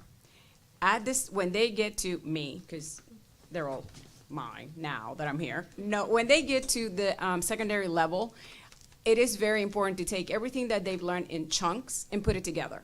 So the skills they're going to be gaining here are reading comprehension, vocabulary, grammar, and writing as a unison. They have to do it having text in front of them, practice that comprehension, the vocabulary, the grammar, embed it into the writing in response to reading. So that's what this is going to be, what they will be doing here. This is their English language arts class, is their literacy block. And in 6th through 8th grade, their assessments are, as we move more towards the common planning and we kind of like get that solid, they're going to have reading comprehension assessments. They're going to have common end of unit assessments and of module. And that's how we're going to be assessing those students. Then we move to the 9 through 12 block. Those are our high schoolers. They have 80 minutes. Their English language arts class is 80 minutes. Here, we broke it down a little bit more into time because it is really difficult to manage 80 minutes, especially with high schoolers. So we start with the 15 minutes of independent reading. This is what we used to call warm-ups, getting the kids ready, ready to learn. And the best way to do this is put a piece of reading, a text in front of them, independent. Start to read independently, look at word study. Then we moved into the comprehension, and again, we see word study because now we're gonna look at the vocabulary embedded into the text. We're gonna look at learning words and understanding words based on the text. I'm an English language learner, so I know that words that I thought I learned, they mean something different depending on the context of them. So that's something that is very important to make sure that we have the kids, and this is what we're gonna see in the comprehension and word study. They're gonna be looking at fiction and nonfiction text. They have to, they're gonna be able to differentiate between those two, and they're gonna increase that vocabulary knowledge through that word study and decoding strategies, because they're learning to read in the lower grades, they're getting those decoding strategies. We're kind of like streamlining this assembly line, as I like to call it, so that we're still gonna have to incorporate that in there when they're missing that. But again, it's gonna be in unison, one big unit. And then the grammar and the writing together again. We have to be able to use the grammar. Yes, some of the students, they don't know how to sign their name. The sentences, we have to work on those. But for at this stage, when they're in high school, the best way to do is put paper to pencil. Put your pencil to paper. It may not be perfect the first time, but you got to do it every day, and you got to keep at it, and that's how you're going to get better. So that's what we're going to be doing in this literacy block. And now we have 2 reading intervention courses in grades 6 through 12. This is in addition to their English language arts block. It's an additional course in 6th through 8th grade, is strategic reading. What it's going to do is accelerate that reading growth. It's going to strengthen comprehension. What it's going to do is supplement their English language arts. This is for our students that need that extra, those that need the intensive interventions, the ones that need more of the decoding or the foundational knowledge, and they're going to have this. Then in 9 through 12, it is a critical reading. They have 80 minutes. So they have more time. They're going to be doing the same thing. They're accelerating that reading growth. They're strengthening their comprehension, and they're supplementing what they're learning in English language arts, because that course has all those components. This is the time to really go deep and work with them in the more intense skills that they may be missing in high school. So I just want to end by saying that we are most certainly out in schools. We are supporting teachers. We have several training opportunities coming up, and that is number one. We noticed that some classrooms just weren't ready. So we're going to offer that support to teachers. We're going to stay after school. We're going to be on Saturdays and make sure we get those classrooms up and running the way in which they need to be. The second thing is small group reading. So we noticed that teachers have a lot of data, but they just don't know what to do with it. So we're going to provide that support to them. Science of reading training. We know that teachers must show proficiency this year. So we're going to be walking alongside leaders, helping them to gather that data, helping them to document, but also helping them to support teachers. So we're going to do that too. And then also, just when we're out in buildings and we're observing, as we find needs, we're going to establish training sessions that will help our teachers. So that's all that we have, and we are happy to take any questions. Yes. I've got one. Yes, ma'am. Let's start, Mr. Steele. Okay. One thing I didn't see is communication. Would that fall under your purview? Communication with families, communication with Teaching communication. Kind of expand on what you're Well, saying. I mean, I think, those wonderful young kids we had in the meeting earlier. I mean, getting up. I mean, if you do an assignment, we would have to, Like a course, communication. Yeah. Dr. Williams, Yeah. she wouldn't give us an assignment. We had to get up in front of the class and read that assignment in front of everyone. Yes. So Yes. also, we were learning reading, we were learning writing, and communication skills as well. Yes, absolutely. And so, at the beginning of the slides, I talked about the oral language piece. Remember that equation that I gave you, and I said that decoding times language comprehension equals reading comprehension. And I said that that middle piece was all about oral language. And so even in the lower level, the early grades, teachers have students up talking, speaking, presenting, questioning, and that's what develops that. And then, of course, in secondary, we have courses that will help develop that for students. Good. Thank you. Ms. McLean, any question? Ms. Temple? Ms. Williams? Oh, you are good. Oh. Well, the reason I'm saying to you, do you know 6th and 8th graders are really hyper? Yes. They are very hyper, and Yes, I ma'am. was wondering about it, because they always into things. They Yes, ma'am. can't be still. But I want to commend you for your patience, okay? That's how I got, and you good too. Okay. 8th grade is my favorite grade to teach. But I just want to commend you on that patient of Job or something. All right. Ms. Markham? So the data, I'm hearing that we're analyzing the data. What is the data?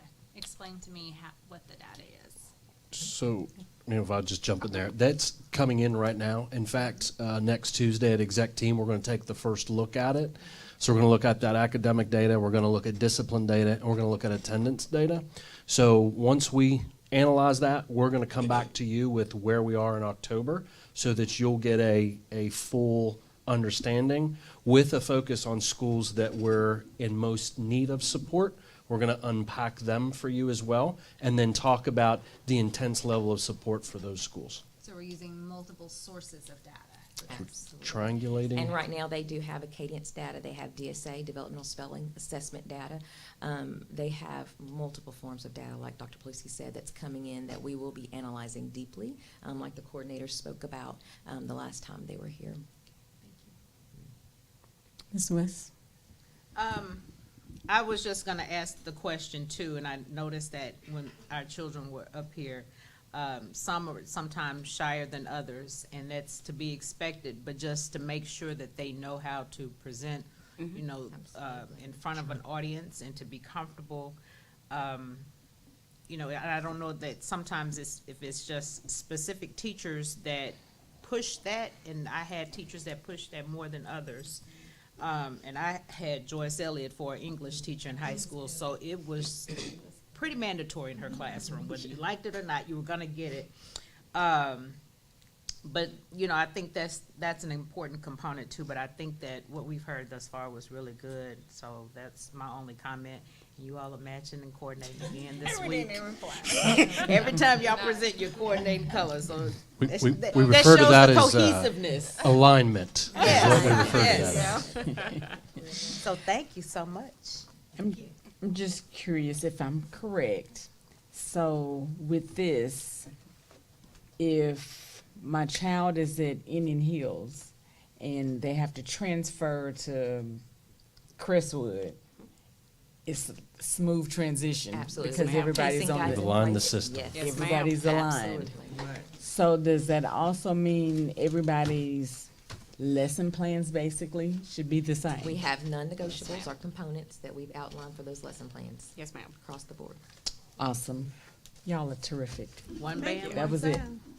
That's right. They are. I just want to commend all of them, and I know as we've all been out in schools, they're highly visible, and I think our teachers are really appreciating their support, which is by design, and we appreciate our board for supporting the fact that this team is before us, and they're well worth the investment.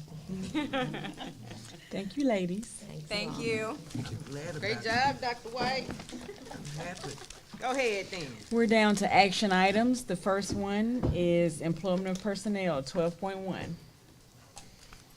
Madam President, the superintendent recommends the employment of personnel as discussed in executive closed session. Second motion.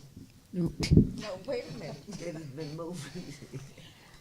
Madam need- President, I so move that we accept the recommendation of employment by Dr. Pelusi. At second motion. It has been moved and properly second that we accept the employment of personnel as presented by Dr. Pelusi. Being that it is personnel, there can be no discussion, so all those in favor say aye. Aye. Any opposed? It has been adopted. 12.2, district-wide kitchen surveillance upgrade. Madam President, members of our Board of Education, the superintendent recommends a district-wide kitchen surveillance upgrade, which will include all of our campuses in the kitchen area internally and externally. Madam President, Yes, ma'am. I so move that we accept the kitchen surveillance upgrade proposal. Second. It has been moved and properly second that we accept the district-wide kitchen surveillance upgrade. Any discussion? All those in favor say aye. Aye. Any opposed? It has been adopted. 12.3, 5% salary increase report. Madam President, the superintendent recommends the 5% salary increase report. If you recall, we have to do this annually. This is something that we come before the board, and I will turn it over to my colleague, Mr. Smith. Thank you, Dr. Pelusi, Madam President, board members. So we bring this to you every year. This is just for a transparency piece that's governed by the legislation that's present in Arkansas. And so at what you'll see at the top of the 5% salary increase report is codes associated with the different reasons why somebody might have had an increase of salary.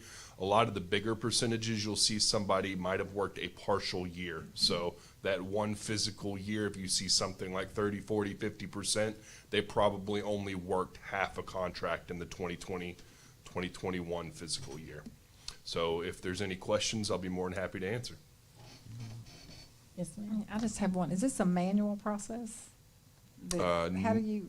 No, ma'am. I believe through eFinance, a report's been created that compares the salaries per employee from one physical year to the other. And so And how do the codes get in?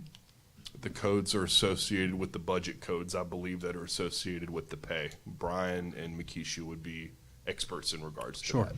Come on up, Mr. Brown.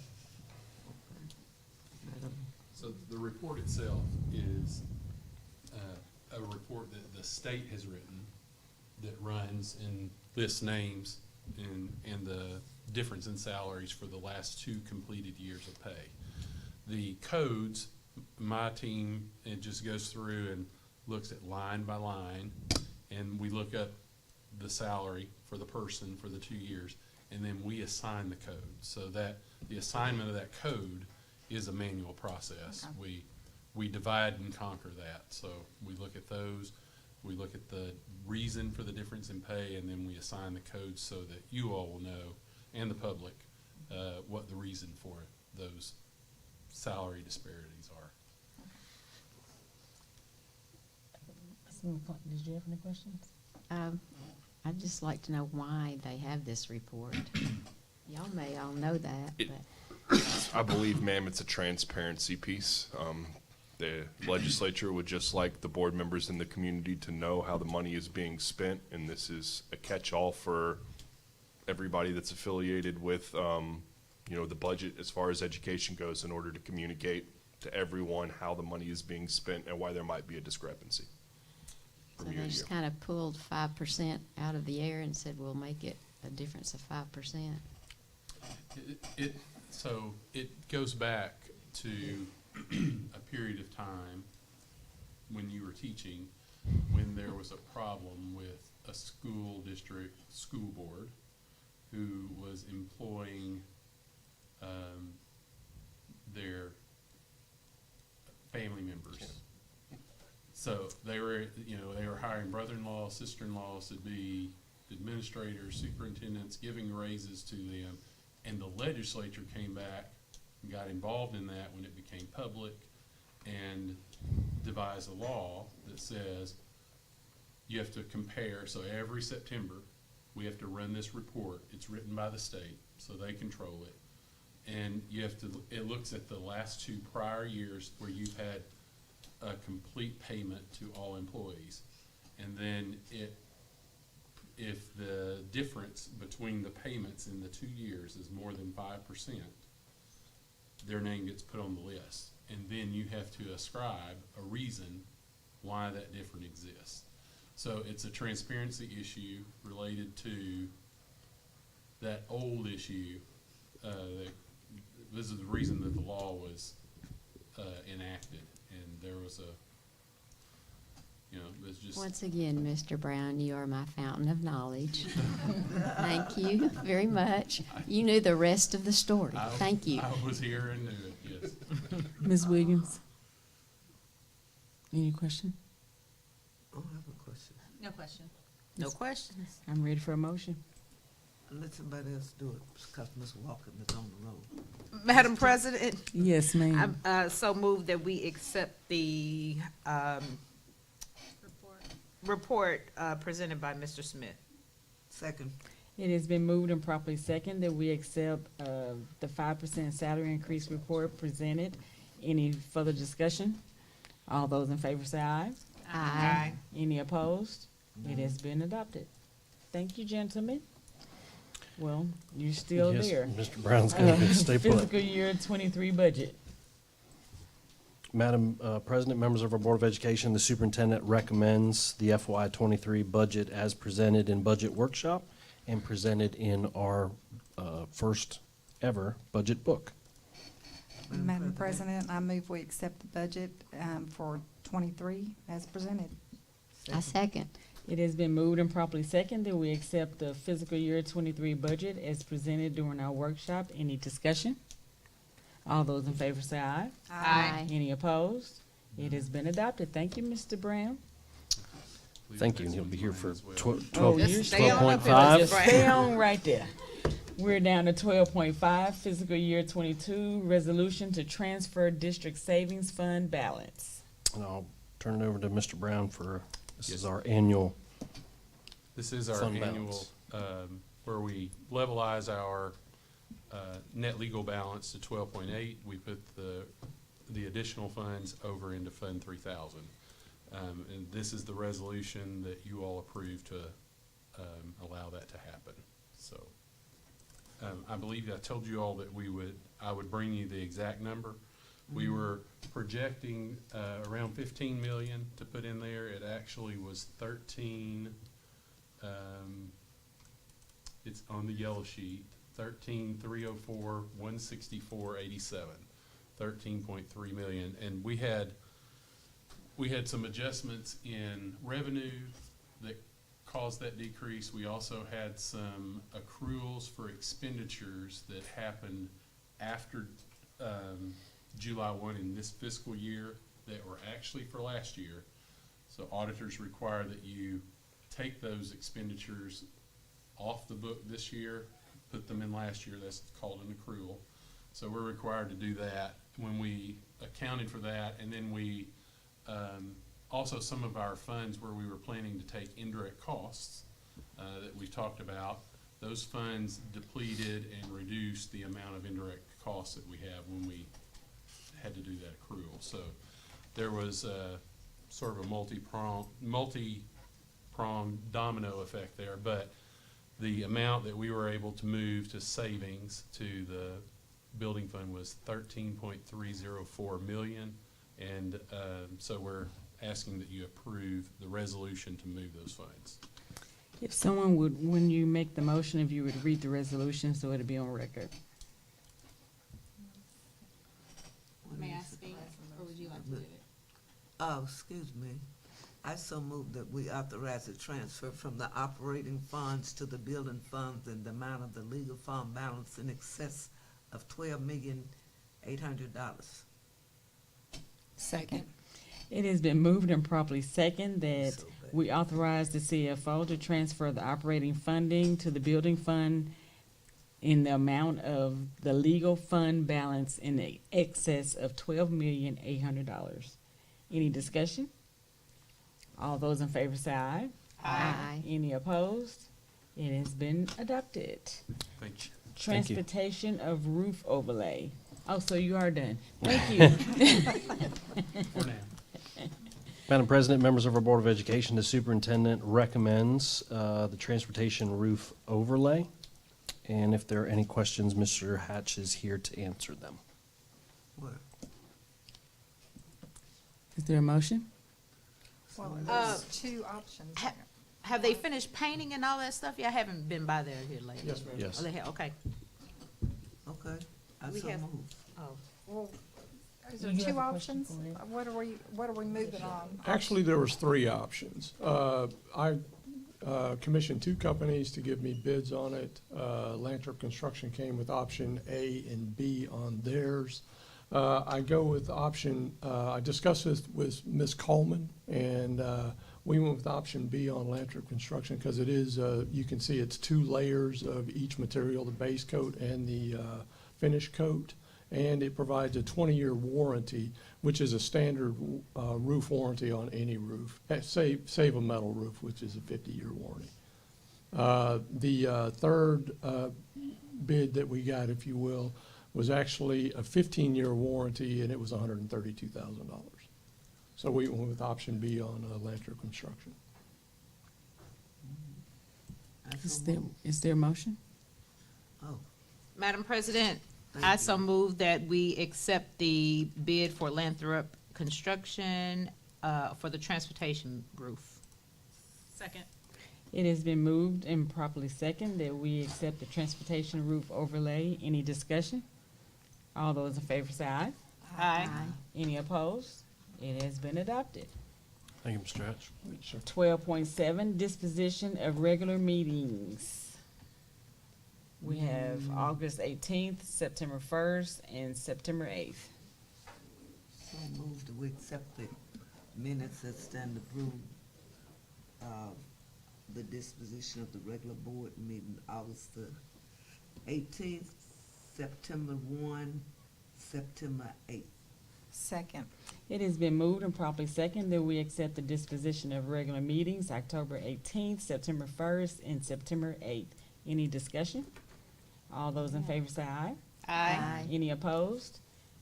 It has been adopted. We're down to the consent agenda. Madam President, members of our Board of Education, the superintendent recommends the following consent agenda items: 13.1, bank reconciliation; 13.2, monthly financial reports; 13.3, business office items; 13.4, payment of regular bills; 13.5, facility use requests; 13.6, approval. Oops, I'm sorry. 13.5. Madam President. Yes, ma'am. I so move that we accept 13.1, 13.2, 13.3, and 13.4, including 13.5 as recommended. Second. It's been moved and properly second that we accept the consent agenda, which consists of 13.1, 13.2, 13.3, 13.4, and 13.5. Any discussion? All those in favor say aye. Aye. Any opposed? It has been adopted. We are down to future meetings. We have our next board workshop, which is October the 6th. And then we have our regular board meeting, which is October the 20th. I will take a motion to adjourn. I so moved that we adjourn. Oh, for the benefit of you all that live in the Agenta area going that way, tonight is the Margarita Festival. Traffic is back to back, and you're gonna probably have to find your way around in order to get home. Thank you, Ms. Williams. And not want to ride. Let me see that. I haven't seen that. Let me see that. Look at you. I talked to Dr. Redist about it today, and I'm good.